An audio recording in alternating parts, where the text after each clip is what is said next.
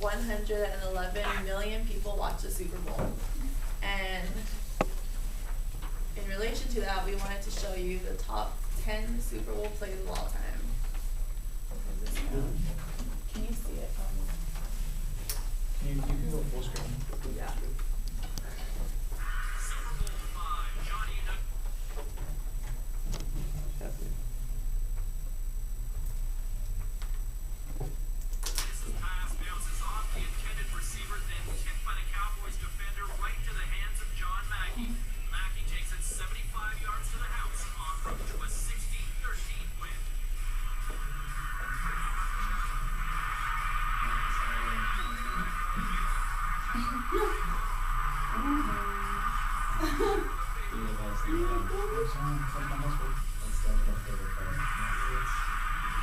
So as you watch this, notice how the members of the team work together, the successful team, to block, to pass, to run through each other, protect each other. And also, look at the finesse of the person making the play, how they throw the ball, how their muscles all cooperate and work together to catch the ball. How fast they sprint and their coordination of all different parts of their body. Was it number one?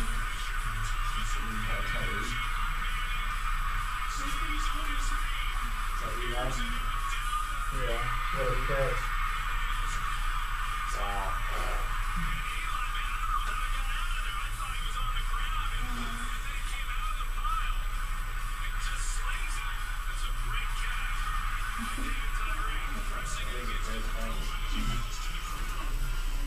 So as Rick, can you hold it together, please?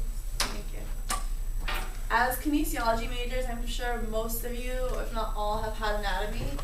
And how many of you have heard the term synergist or synergist muscle? Everyone's kind of familiar with that? Well, for those of you who aren't or don't really remember, a synergist is a kind of muscle which performs or assists in performing the same set of joint motion as the antagonist. Now, they make sure the force generated works within the desired plane of motion. And although we value the different properties and motions that all of our muscles can create, without synergists, we wouldn't be able to accomplish great feats like running or even lifting our arm just like this without the muscles being able to synergize and work through their differences in motion. As Covey highlights, synergy is the highest way of life. It is a true test and manifestation of all the other habits that we've learned so far put together. We can break up the word synergy. It is derived from the Greek synergos.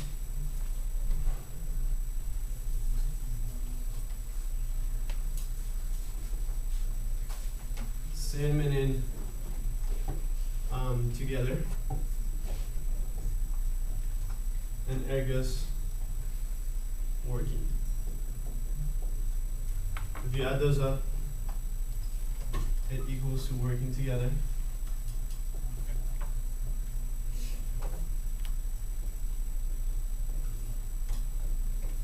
Which adds up the definition of the whole is greater than the sum of its parts. Alright, now Covey talks a lot about synergy and different types of synergy, but what we did was we broke down synergy into what we felt were two main topics. And the first one is intrapersonal synergy, which is synergy within ourselves. And intrapersonal synergy is embodied through the first three habits, which are being proactive, beginning with the end in mind, and putting first things first. So once we can master all those habits and have inward private victory, the person will have internal security to handle the risks of being open and vulnerable with others. And Covey says, by internalizing those principles, we develop the abundance mentality of win-win, which is habit 4, and the authenticity of habit 5, which is seeking first to understand and be understood. So synergy, intrapersonal synergy, is a blend of being proactive, beginning with the end in mind, putting first things first, win-win mentality, and seeking first to understand. So you synergize. Interpersonal synergy deals with the ability of working effectively with other people by valuing the differences in perspectives and views. There's three main aspects to interpersonal synergy. First one is creativity, second one is trust, and third one is communication.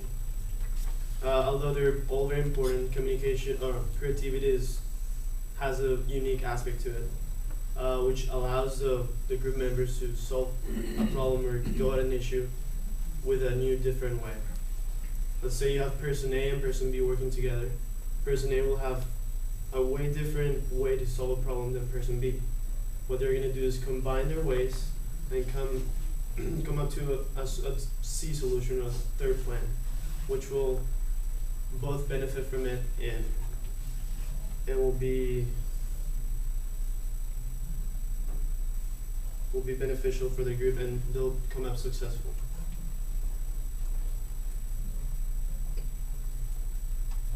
Okay, so effective communication. Being open and vulnerable means we trust ourselves, but also those around us. And trust is related directly to synergy and effective communication. So on your handout, we had left a little space under point number 3, effective communication. And we're gonna go over this diagram that Covey talks about. Now what we're looking at overall is levels of communication. And 2 factors of that are trust and cooperation. So we have our graph looking like this. Now, at the first level of communication, right here, we have defensive communication. And this is the most primitive level of communication. This is where people have legalistic terms where they think win-lose or lose-win. And this just makes people less likely to trust the people they're working with, so it's just kind of a negative feedback loop. Defensive communication, our math problem for this looks like this. 1 + 1 = 1. And that's because although there are 2 different opinions and 2 different paradigms and viewpoints, they come together and they clash, and in the end only one person ends up really winning. So that's the first one. Now the second one, we're getting a little better here, on a little bit more high on the level of cooperation and a moderate level of trust also. And this level of communication is respectful communication.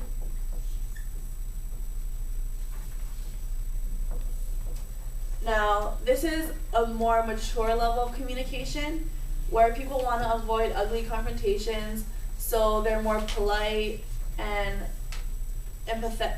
They're more polite, but not necessarily empathetic and truly understanding of communicating and understanding the other person. And this usually ends up in a compromise, which isn't creative or synergistic, but it is better than being defensive.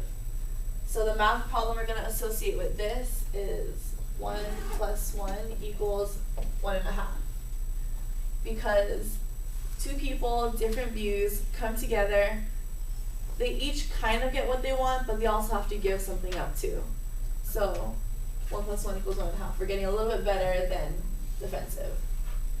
And the one at the very top that we all want to strive for, which is a high level of cooperation and a high level of trust, this is synergistic communication.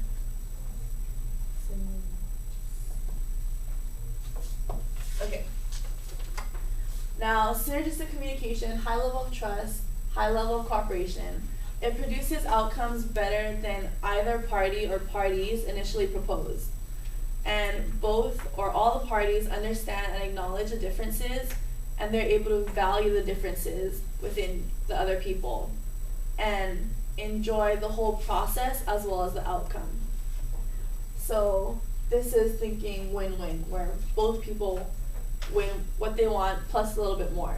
And our math problem for this looks like 1 + 1 = 5, or like in the case of the Super Bowl, 111 million. Basically, what Henry said, the whole is more than the sum of its parts. Okay, now I have a little life story for you guys to relate to this graph. When I was 15, I used to play in one of the best teams in Colombia. We had really good players, but our best players were the forwards. For those of you who are not familiar with soccer, forwards are the ones who score goals. These three guys were just amazing individually. They had plenty of talent, but they didn't work how to work together. They wanted to play for themselves. They had their own interests, and they were very individualistic. Our coach started this training program where he tied them up in the waist with a rubber band, 20 yards apart from each other, and they started playing soccer like this. So at the beginning, they were just collapsing and they're all pulling different directions and they're just doing their own thing, and it was just a mess. So that would be the defensive level of trust and cooperation. By the first 2 weeks, they started getting better at it. They started acknowledging their abilities, but the level of trust wasn't fully reached, so they weren't as great, but they were getting better. And by the time maybe a month or two went by, they came to this synergistic level of trust and cooperation, where they just knew how to play with each other. They complemented each other. They brought the best out of each other, and they just started scoring a lot of goals, and they led us up to the national championship. So what we wanted to do was ask the question, what does synergy look like for us as members of the body of Christ? I'm going to read a couple of verses from 1 Corinthians 12, and it says, "Just as a body, though one has many parts, but all its many parts form one body, so it is with Christ. For we were all baptized by one Spirit so as to form one body, whether Jews or Gentiles, slave or free, and we were all given one Spirit to drink. Even so, the body is not made up of one part but many. But in fact, God has placed the parts in the body, every one of them, just as He wanted to be. If they were all one part, where would the body be? As it is, there are many parts but one body, so that there should be no division in the body, but that its parts should have equal concern for each other. Now you are the body of Christ, and each one of you is a part of it." So basically they're telling us that as Christians, together as one through the Spirit, we are greater than what we would be individually or separated from each other. Okay, now for the end, we're going to show you guys a little video that demonstrates the synergistic results of working as a team. Can you get the lights, Rick, please? Just a little background on this. The blue team, is Barcelona, is the best team in the world right now. Just notice how they all just pass the ball together. How some guys dribble, some